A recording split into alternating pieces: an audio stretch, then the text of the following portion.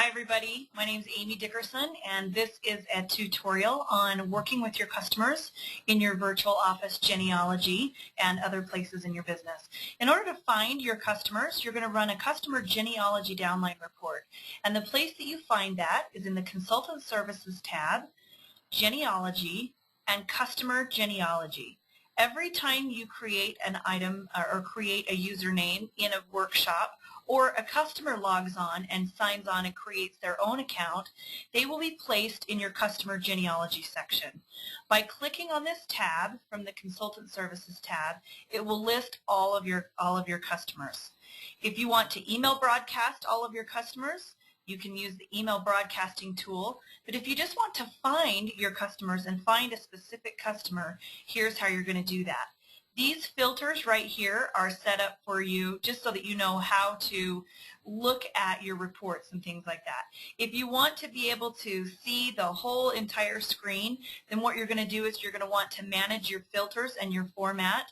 Since it goes all the way across the screen sometimes and we can't see everything, maybe what you want to do is turn off some of the different periods, turn off some of the evening phone and where they're located and things like that. And then when you update that report and you run that report again, you can look and see, and it shrinks it down just a little bit so you can see everybody on the page. Another thing that you can do is print out your customer list so that you can see everyone all in one sheet. But most of the time what we want to do is just find a customer so that we can click on them and get their information. So let's say I was looking for one of my customers. The first thing I need to do is click on the Organization tab. I need to change my levels to level 0, and all of my customers are on the first level, but my customers are their own level 0. So I have to make sure that I'm on level 0.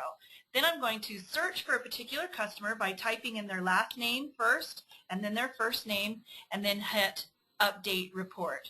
As soon as I hit Update Report, that shows me the person. I can click on this name, and I can get their information. So I can either use the Organization tab. Notice that it changed my focus ID to the customer's consultant, well, they're not consultant IDs, but to their user ID. If I wanted to go back and search for someone else, I would just make sure I had plugged in my own personal ID number and then looked for that other person. Another way to search for your customers, I'm just going to reset this and go back to all of my personal customers and show you this other way that you can search for your customers. From the main studio page under My Business and Credit and Membership Activity Report, I can see all of my customers and what they're doing, what credits they have, what basic account they have, things like that. I can also search for them right here. If I were to search for this customer again, I can see that this is who they are, and here's their ID number. Now I don't see what I want. I wanted their address. So what I can do is I can flip back over here to my virtual office. I can type in Organization, and I can type in that customer's ID number and hit Update Report, and that shows me that customer. Now I can click on them and I can get all the detailed information. So that's just a really quick little thing about working with your clients and finding them in your genealogy downline report. You can email broadcast to all of your clients.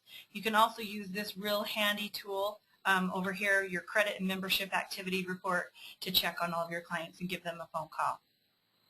So thanks for watching this, and hopefully that's very helpful.